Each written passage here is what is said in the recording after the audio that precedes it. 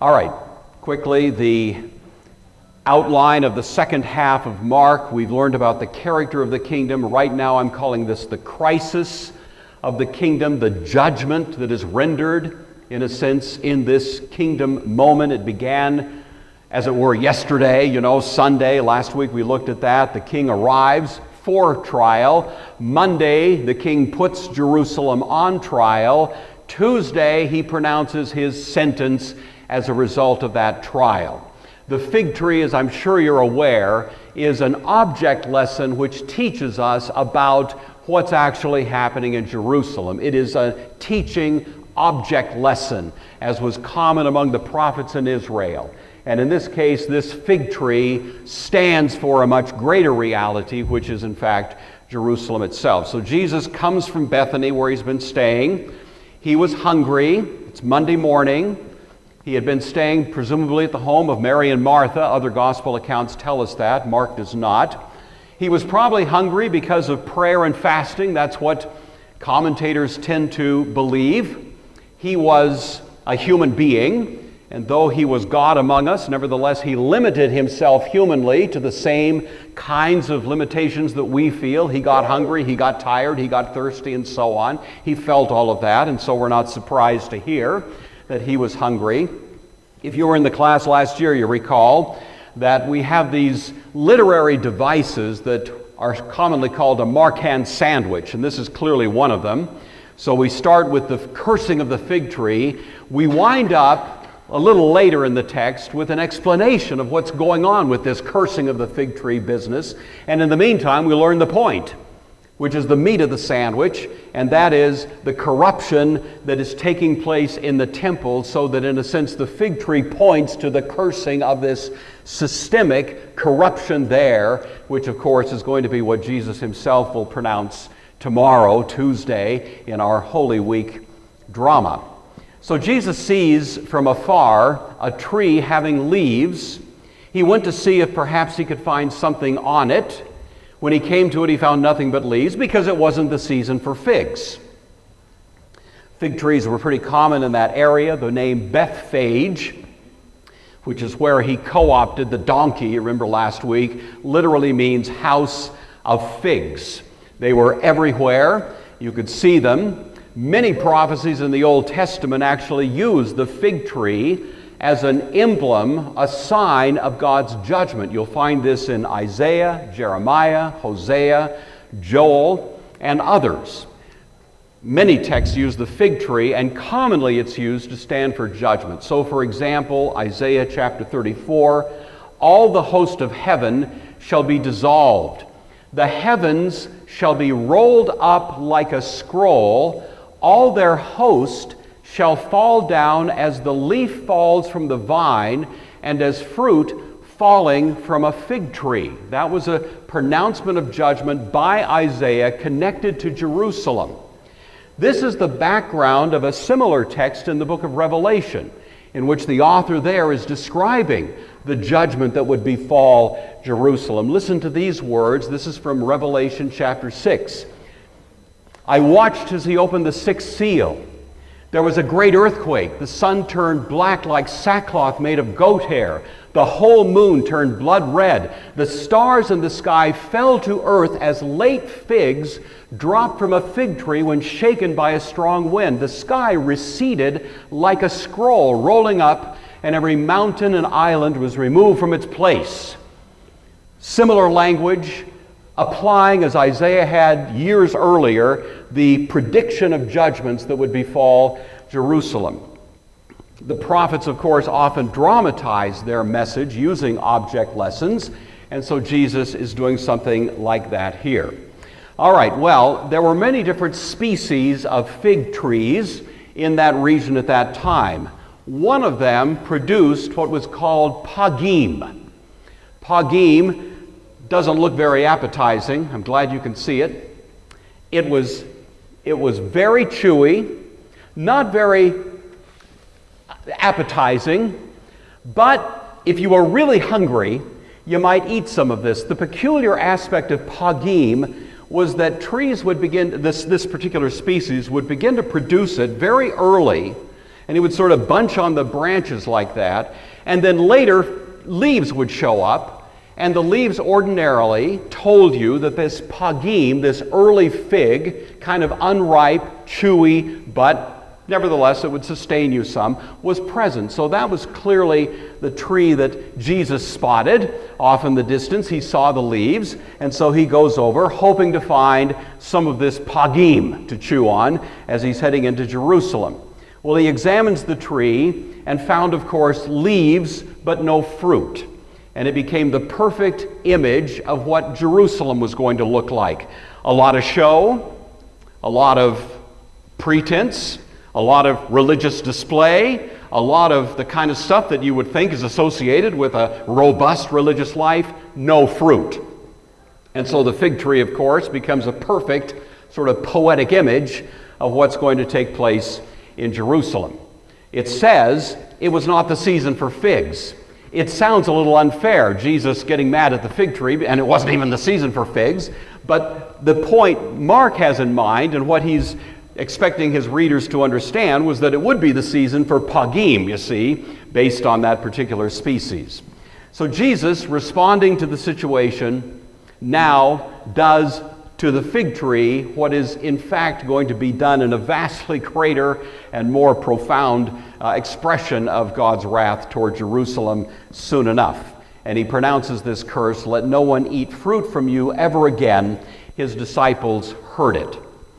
This is a word of judgment to a fig tree, which is symbolizing the words of judgment Jesus will say soon enough in Jerusalem. Tuesday, the next day, when he renders his judgment, the pronouncement that Jesus is going to make soon enough will be in these words, "Therefore, what will the owner of the vineyard do? He will come and destroy the vine dressers and give the vineyard to others."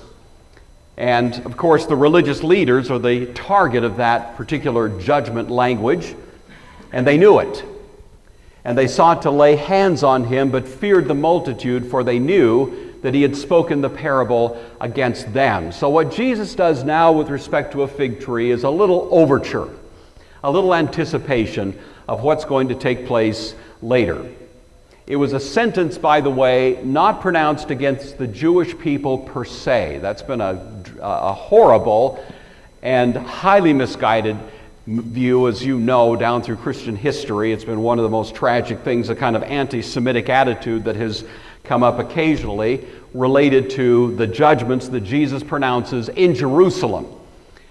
Remember, it was Jewish people who were the first converts. It was Jewish people who were the earliest believers. It was Jewish people who were the earliest missionaries to us Gentiles. We should be grateful and celebrate Jewish people. And the anti-Semitic attitudes that have come along from time to time, of course, have no place whatsoever in the life of faith. But it was a sentence of judgment against a corrupt leadership which had led the people astray, and many of them had followed willingly, and Jesus is now coming to give them the choice to pull back the mask and expose what's been happening, and to give people the opportunity to align themselves with the true and rightful ruler in Israel. And if they do so, they will enjoy his great benefits, and if they refuse to do so, they are going to face the consequences of those choices. The reason Mark mentions here the disciples heard it is because, of course, he wants us to know that this was pedagogical. Jesus wasn't just on a short fuse, you know. He wasn't just grumpy and got irritated at this fig tree and pronounced this judgment. It is the only judgment, the only miracle we have in the gospel accounts of what could be called a destructive miracle. It has been a bit of an embarrassment to Christian people, and sometimes to Christian scholars down through history, because it makes Jesus look a little bit, bitter and short-tempered and that sort of thing. Bertrand Russell, of course, famously seized on this as one of the evidences that Jesus isn't such a wonderful guy. He said in his essay, "Why I Am Not a Christian," quote, "I cannot myself feel that either in the matter of wisdom or in the matter of virtue, Christ stands quite as high as some other people known to history." George Bernard Shaw said that Jesus didn't always live up to the standard of a Christian, which I've always thought was interesting. That's the only standard Bernard Shaw could come up with to compare Jesus to. But anyway, I hope that these little sort of carping criticisms don't move you much, because really I think what's going on here has a much more significant and legitimate purpose. There's never been a fig tree in history that has been so celebrated and so recognized, you see, as this poor fig tree that got cursed. So let's not feel too bad about the unfolding story. Well, the next part of it, they come to Jerusalem. He entered the temple and began to drive out those who were selling and those who were buying in the temple. He overturned the tables of the money changers and the seats of those who sold doves, and he wouldn't allow anyone to carry anything through the temple. He was teaching and saying, Is it not written, my house shall be called a house of prayer for all the nations? But you've made it a den of robbers.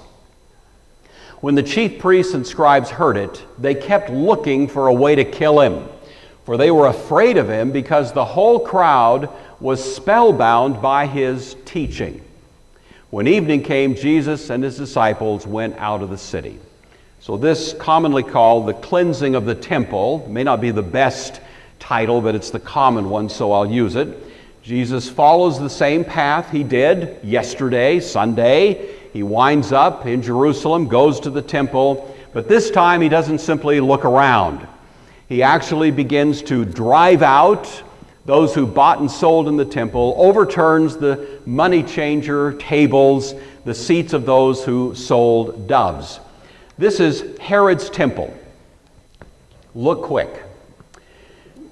I was there, snapped this with my digital camera. It was a nice sunny day. This is a kind of an artist's conception, probably pretty accurate based on quite exact descriptions we have of the temple.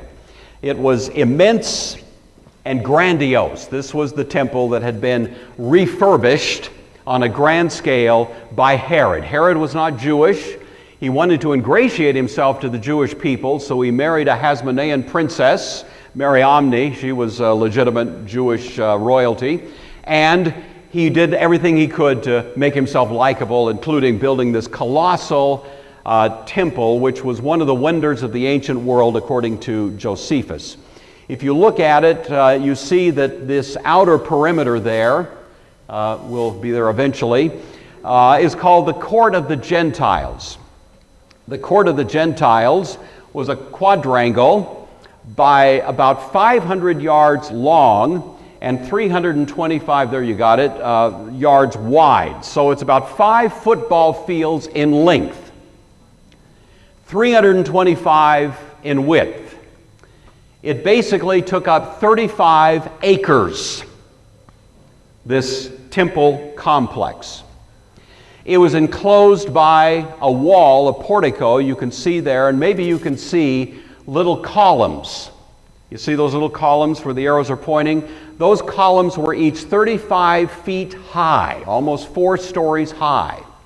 It took 3 men standing finger to finger, to reach around each of those columns. So it gives you an idea just how immense this structure was. The practice of selling animals for purposes of sacrifice did not originate in the Old Testament. It really came in the intertestamental period, in the post-exilic period. Up until then, most Jewish people had, as you know, lived in Jerusalem, or I should say lived in Israel, at least lived within a reasonable distance of Jerusalem. After the exile, most Jewish people, in fact, by far most Jewish people, lived outside of Israel. And thus, to go to Jerusalem for a Passover or for any other kind of festival was quite a bit more of an undertaking than would have been the case had they lived in Israel. And so, as a matter of convenience, rather than dragging along their own animals for purposes of sacrifice, they would take money. Usually money indigenous, to the region they lived, and they would show up. And when they showed up in Jerusalem, they would start buying animals for purposes of sacrifice. Well, the priestly class figured out pretty soon, whoa, there's gold in them there hills, And so they started opening a market in the vicinity of the temple to sell animals which had been pre-approved. You could only offer a certain kind of animal. It had to be an animal without blemish. It had to pass muster. It had to meet certain criteria. And so the priests would actually put their stamp of approval. This one is good. And gradually they moved that market inside the temple precincts into what's called the court of the Gentiles.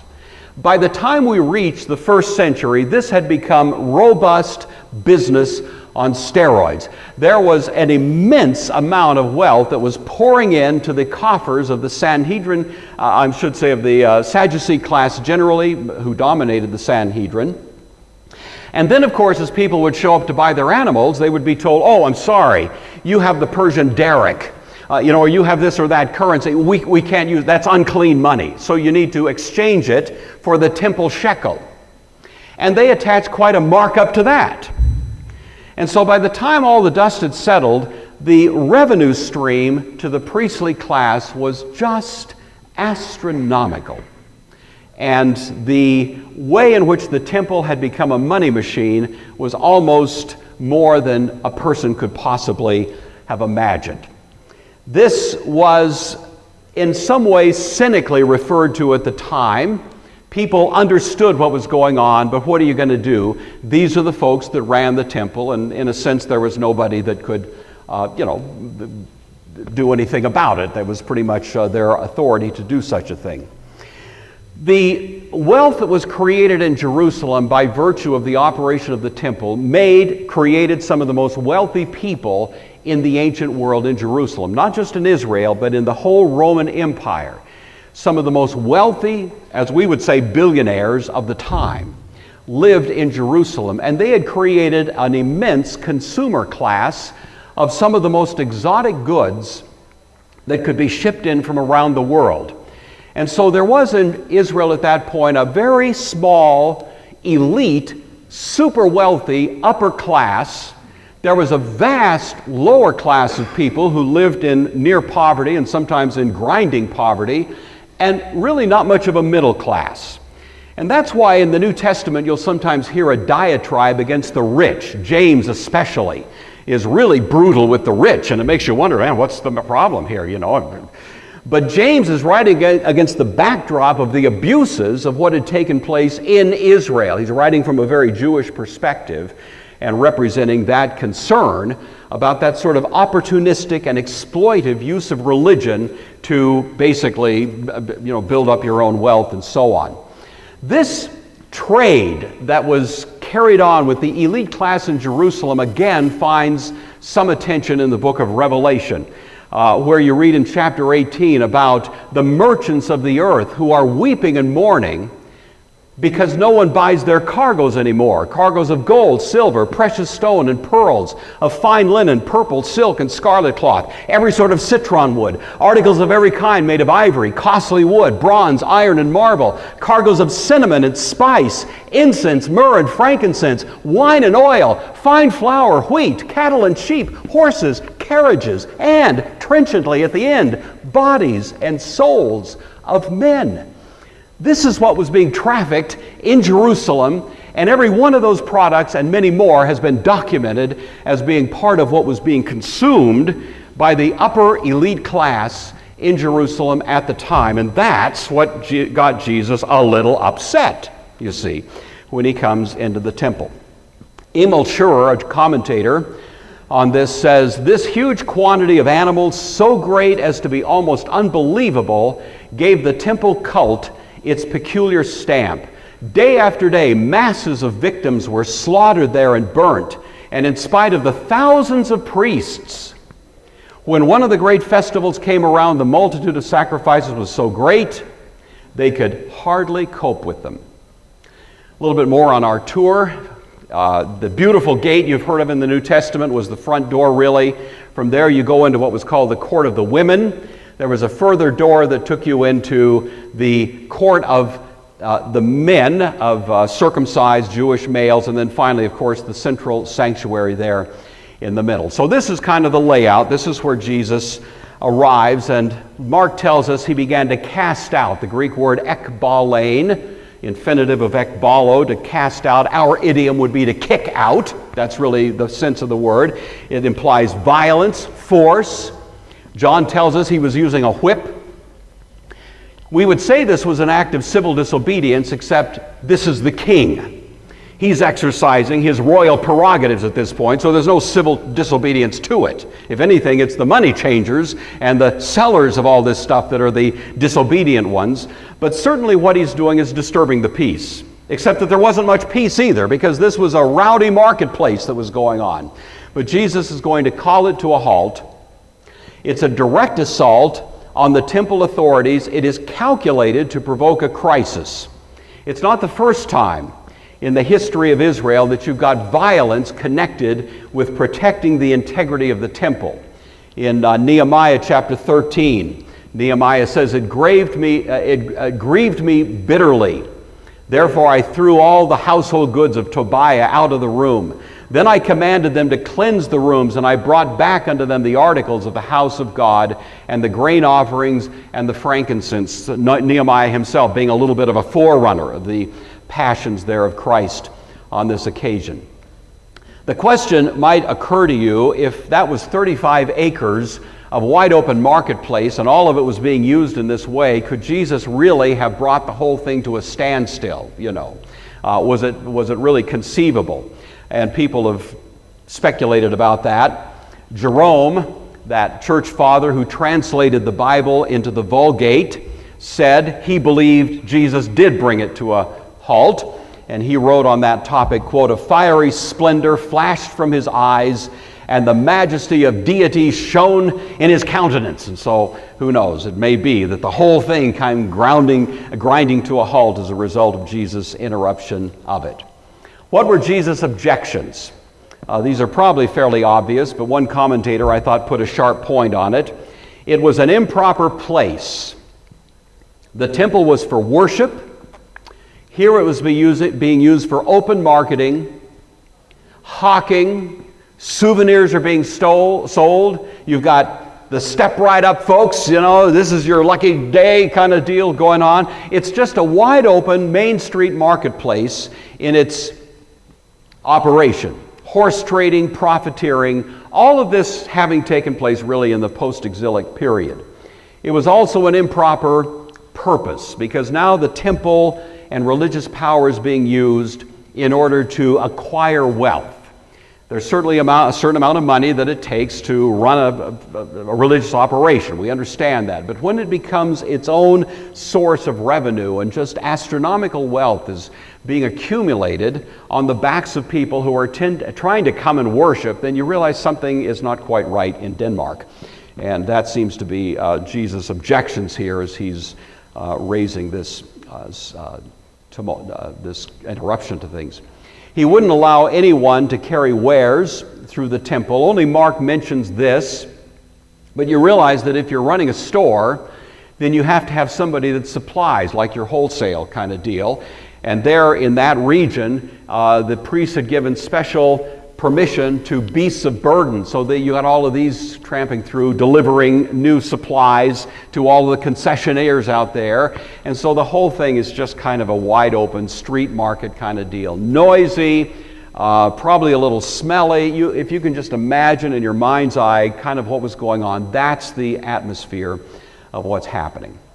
This is cross-examination. Jesus asked, this is the trial, you see. He's gathering evidence now, preparing to render his verdict tomorrow, Tuesday. He asked them the question, isn't it written, my house shall be called a house of prayer for the nation? You've made it a den of thieves. It is, of course, telling that this text that Jesus cites begins by using the expression, my house, my house. God is speaking. The house of God does not belong to us. It belonged to God. We could say something like that about our sanctuary. We walk into that sanctuary to worship. Some of you already have, some of you will in a little while. We are walking into space that is ultimately not owned by us. It's not a deed somewhere, recorded down to the county. It is owned by God. And so we are entering at His invitation into His house. And if you got invited over to your neighbor's house, for supper, and you walked in the front door and said, wow, those are ugly curtains. Whoa, who got that painting? That's off. And began insulting the house. It doesn't take long for the owner to figure out you're insulting the owner.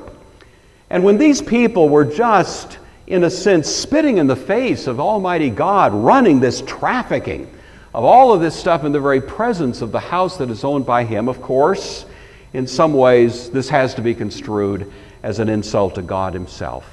This house, which is supposed to be a place of worship, was a house of prayer for the nations. For the nations. Jewish thought at the time was that Messiah would eventually clear the temple of Gentiles. Jesus actually clears it for Gentiles. And the text that he cites here from Isaiah makes that point clearly enough. Also, the sons of the foreigner, Isaiah writes, who joined themselves to the Lord to serve Him and to love the name of the Lord, to be His servants, everyone who keeps from defiling the Sabbath and holds fast my covenant, even them I will bring into my holy mountain and make them joyful in my house of prayer. This is God speaking of the Gentiles.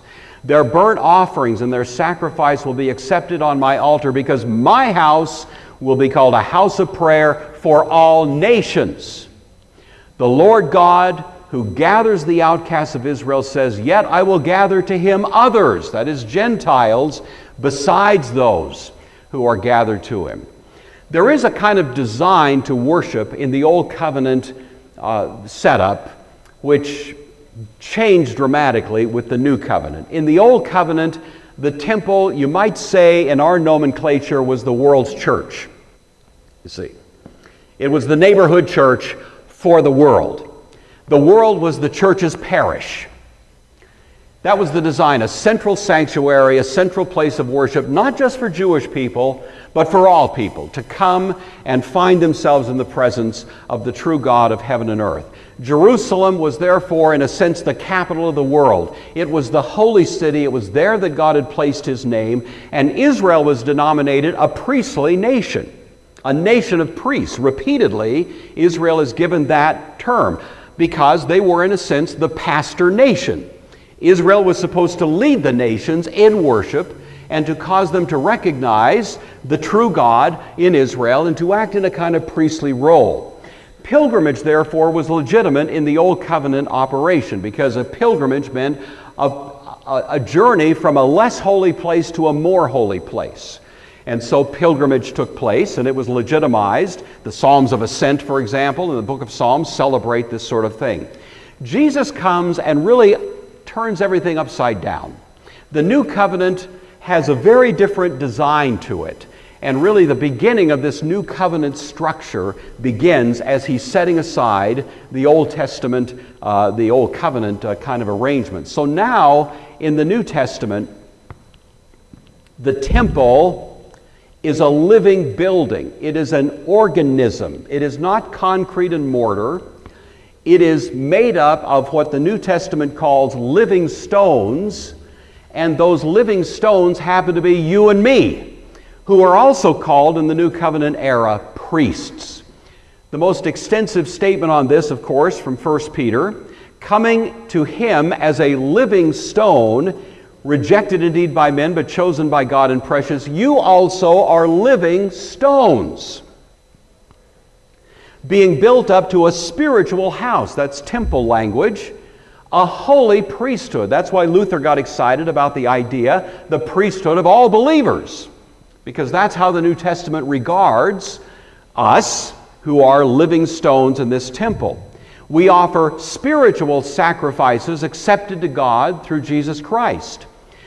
The Old Covenant contemplated bloody sacrifices of animals. Those have stopped. But sacrifice continues.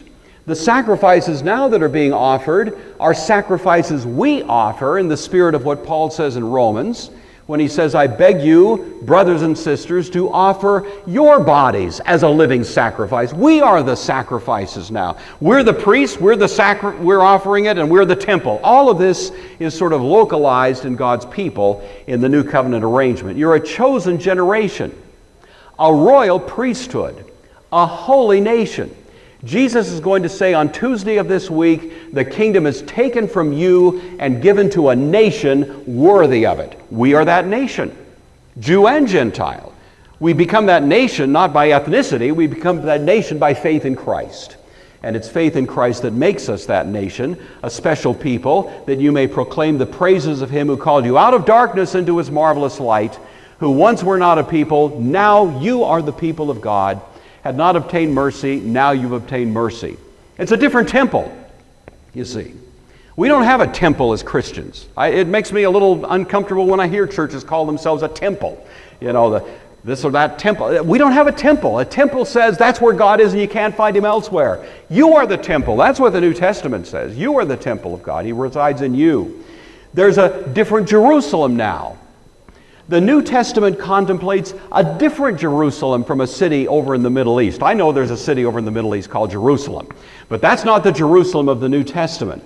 Listen to Paul's words in Galatians chapter 3, referring to the city of Jerusalem there. He says, Hagar's Mount Sinai in Arabia corresponds to the Jerusalem which now is and is bondage with her children. But the Jerusalem above is free, which is the mother of us all. For it's written, rejoice, O barren, you who do not bear. We are now in this new Jerusalem that Paul is describing. Hebrews does the same thing, chapter 12. You have come to the true Mount Zion, to the city of the living God, the heavenly Jerusalem, to an innumerable company of angels, to the general assembly and church of the firstborn, and so on. The book of Revelation, of course, famously celebrates a new Jerusalem as it describes the setting aside of the old. This is the nature of this new covenant paradigm for worship. A new temple, a living city, as it were. Pilgrimage is now reversed. You know, it's fine to go to the Holy Land, but we should never call it a pilgrimage, kind of a formal sense. If there's any pilgrimage at all, it's the pilgrimage that God's people are making to the world. Jesus says to his disciples, you go to the world and make disciples of them in the name of King Jesus, because that is now the nature of this kingdom, to grow and expand so that Jerusalem is everywhere in this world. The temple is everywhere in this world. Wherever 2 or 3 are gathered, there I'm going to be in the midst. So we have something rather dramatic that's beginning to unfold as Jesus is going to render his judgment in connection with that temple. He calls what's happening there a den of thieves. It's actually the Greek word that would mean robbers. Thieves operate surreptitiously, secretly. Robbers are a little bit more upfront, a little more violent, a little bit more rapacity and extortion, and that's the word he uses here. This is kind of a word implying sort of forcible, violent kinds of robbery. The scribes and the chief priests heard it and sought how they might destroy him. For they feared him because all the people were astonished at his teaching. Interestingly, the Pharisees are not mentioned here. We've mentioned before that in ancient Israel's religion there was the temple-centric and the Torah-centric branches. The Sadducees were more, the priests were more the temple-centric, the Pharisees more the Torah-centric. Both of them are treated to fairly stern criticism from Jesus. But at this point, I think the Pharisees might have been standing back a little bit amused at this, because they didn't like the Sadducees very much. They didn't like these people making all the money off the temple so much, and so maybe they felt common cause with Jesus at that point. In any event, they were all seeking how they might destroy him. The word for destroy, apolesosen, means to just wipe out. It's a very strong. They wanted to get rid of this man and his memory and everything they could possibly think of. But they feared the people. FDR, you may, not because any of you are that old, but you may remember from studying history, once said that Huey Long was the most dangerous man in America. He was kind of like our version of Hitler, getting some traction, and people were listening, and FDR was a little worried about the amount of traction that he was getting. Happily for FDR, somehow or other, an assassin took out Huey Long. We've never quite known who arranged that. But nevertheless, Huey Long, I think, was probably a force for evil. Jesus was a comparable force for good, even more so. And just as FDR feared Huey Long, these people feared Jesus because Jesus was the most dangerous man in Israel. And in fact, Jesus was the most dangerous man in the world. And they kind of saw what was coming. Jesus is a dangerous man, you see. He is not to be domesticated. We should never try to put him in some sort of neat container where we've got Jesus just where we want him. He will never be just where you want him. He will put you where you need to be sometimes, but to try to tame him is getting yourself into a very fearsome situation. The people, of course, are astonished, stunned. The word means as if hit by a blow, in shocked amazement. Well, when evening came, he went out of the city. This was what's called a visitation. It's a technical idea of an inspection, an assessment, a trial. In fact, Jesus himself says in Luke, in the related context, they will not leave in you one stone upon another because you did not know the time of your visitation. This was it. Jesus showing up to visit, to inspect. It is exactly what Malachi, in one of the last prophecies of the Old Testament, had predicted. The Lord whom you seek will suddenly come to his temple. Even the messenger of the covenant in whom you delight, behold, he's coming, says the Lord, but who can endure the day of his coming? Who can stand when he appears? He's like a refiner's fire, like a launderer's soap. He will sit as a refiner and purifier of silver. He will purify the sons of Levi and purge them as gold and silver, that they may offer to the Lord an offering in righteousness. From there he went back to Bethany. This is probably less a cleansing of the temple, as more in the spirit of John the Baptist, a laying of the axe to the root of the temple. It's a little bit closer to what's actually going on. It's not a restoration, it's a dissolution. Remember, Friday of this same week, the temple veil is going to be torn in two. The deepest structure of the temple will be removed right there. The rest of it's going to go away in just a few years. This is Jesus pronouncing doom on this operation, not simply cleaning house. A new and living temple is going to be built. Christ himself is the chief cornerstone. We are stones in this temple, and that's what's happening in the beginning of this. All right.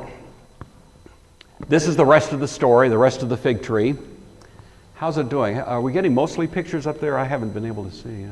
Okay, good. You're very patient. I appreciate it.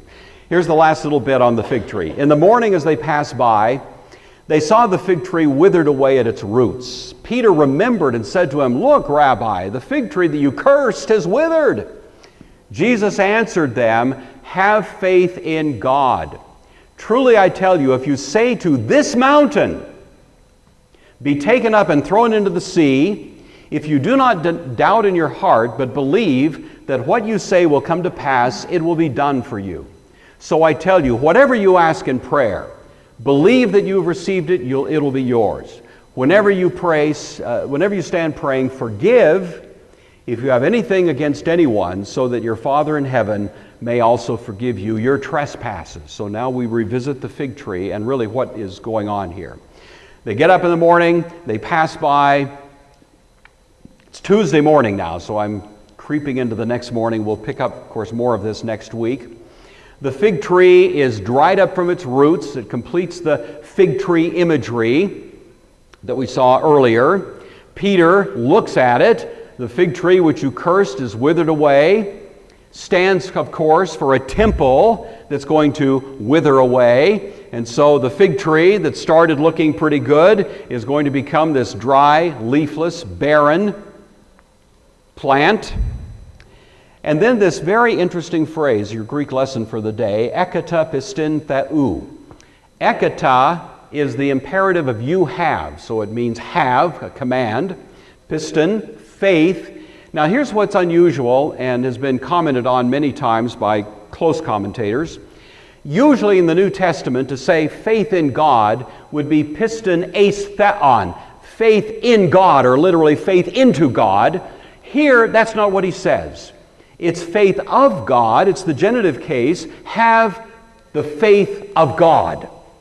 And it seems that this kind of unusual construction is saying something along the line of you have the confidence that originates in God in you. Have that confidence that God plants in you, safely residing in you, reflecting the faithfulness of God with respect to what? the assaults that you are going to be experiencing in the not too far distant future. Jesus is going to be murdered by the end of the week. The disciples are going to be in some peril themselves.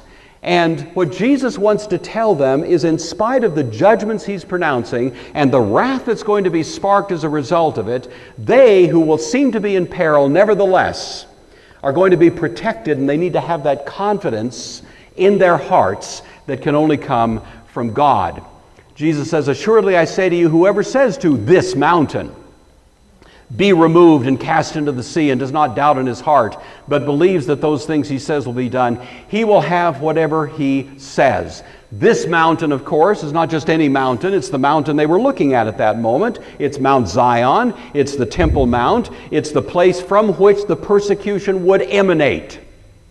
Because in the first place, the persecution of Christian people came at the hands of Jewish authorities. Long before Rome got into the picture, it was persecution mounted by Jewish folks, and the New Testament, of course, documents that in a great deal of detail, as you're aware.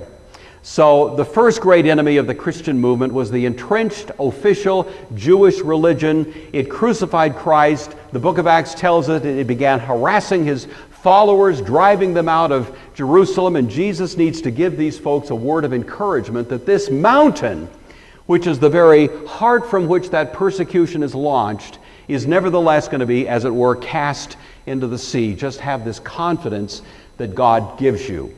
The text being cast into the sea is borrowed from Jeremiah. Jeremiah concludes his prophecies about Babylon, saying to Baruch, his associate, when he goes and preaches a sermon in Babylon, "When you finish reading this book, you shall tie it to a stone and throw it into the Euphrates, and you shall say, 'Thus Babylon shall sink and not rise from the catastrophe that I will bring upon her. They shall be weary.' Thus far are the words of Jeremiah." That's exactly the language, of course, that once again Revelation picks up and applies to the Babylon in her target, which is Jerusalem itself. And we read in Revelation, "Then a mighty angel took up a stone like a great millstone and threw it into the sea, saying, 'With such violence the great city, Babylon, Jerusalem, shall be thrown down and shall not be found anymore.'" This is a word of encouragement to them with respect to what's happened with this fig tree. Later that day, Tuesday, Jesus is going to say as much to the religious leaders. "Your house is left to you desolate," he'll say, "a desert, dried up. Not one stone will be left upon another. All is going to be thrown down, as it were. All is going to be thrown into the sea." So Jesus says, "Okay, guys, whatever you ask, when you pray, believe that you'll receive it and you will have it." In the face of this withering persecution you're going to face, being harassed from here to there, some guy named Saul of Tarsus is going to give you so much grief until I convert him, You're just going to be facing this constantly, but in all of this, have faith, trust me. It's a promise for God's people from their past attacks there in Jerusalem. For Mark's audience, it was a promise because they were facing persecution, not from the Jewish folks now so much, but from Nero. And it's a promise, of course, for us that God has given through Christ for all of us as well.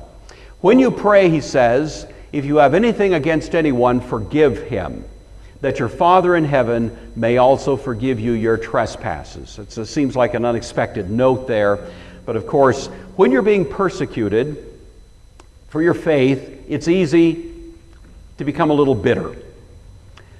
It's easy to be bitter anyway.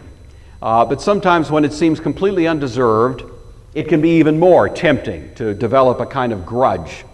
And so Jesus wants us to know that this mountain will be cast into the sea, that his judgments are sure and certain, but he doesn't want any of us to fall into the trap of a kind of bitter-spirited attitude toward those who may in fact be the very ones giving us a bad time. So he warns that we should be those who, even as we pray for that mountain to be cast into the sea, are nevertheless doing that in a spirit of forgiveness.